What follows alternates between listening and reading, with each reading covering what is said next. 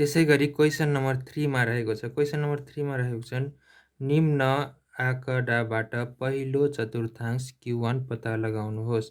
Find the first quartile of flowing data, जसमा x मा दिएको छ 10, 15, 20, 25, y मा दिएको छ 2, 3, 4, 2।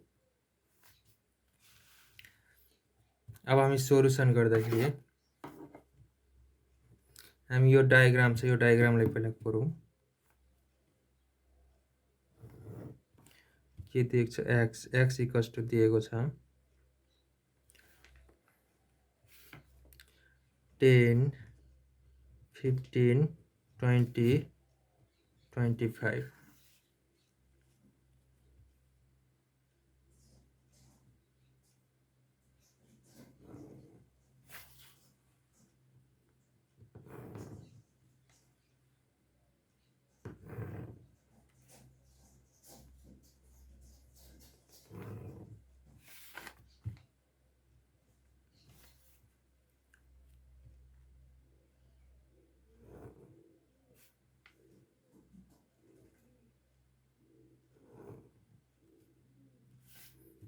अब हाम्रो y रहेको छ 2, 3, 4, 2। त्यसैगरी अब हामी CF निकाल्छौँ। CF कसरी निकाल्छौँ भन्दा 2 + 3 गर्दाखेरि 5, 5 + 4 9, 9 + 2 11। भन्नाले योसँग 0 एड गरेपछि 2 नै भयो। 5 + 3 2 + 3 गर्दाखेरि 5, 5 + 4 गर्दा 9, 9 + 2 गर्दा 11। यसरी हामी CF निकाल्छौँ। त्यसैगरी यो भनेको हाम्रो n हो, यसलाई हामी n मान्छौँ। n इक्वल्स टु यो सबै जोड्नुपर्छ, कति हुन्छ 2 + 3 5, 5 + 4 9 + 2 11। अनि n हाम्रो कति निस्क्यो 11 निस्क्यो। अब हामी के गर्छौँ भन्दाखेरि पहिलो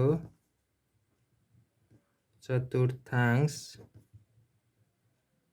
पर्ने स्थान Q1 इक्वल्स टु n/4 औपद। अब n भनेको हाम्रो कति हो त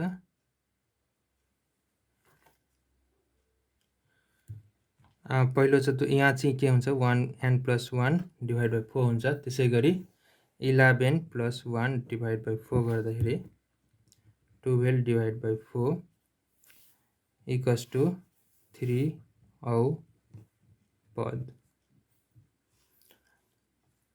त्यसैगरी 3 औपद। अब 3 औपद हाम्रो कहाँ पर्छ त 3 कहाँ पर्छ त हाम्रो 3 औपद भनेपछि यहाँ यो लाइनमा हेर्ने 3 कुन ठाउँमा पर्छ भनेपछि 5 मा पर्छ 3 भनेपछि यसको सिधा हेर्ने यो x मा हेर्ने 3 को सिधा x मा हेर्ने भनेपछि यसको यो पर्यो नि त हाम्रो यहाँ पर्यो नि त हाम्रो औपद 3 भनेको।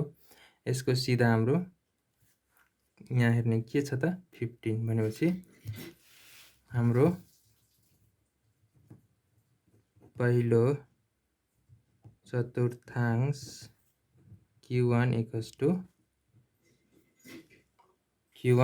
To 15 answer.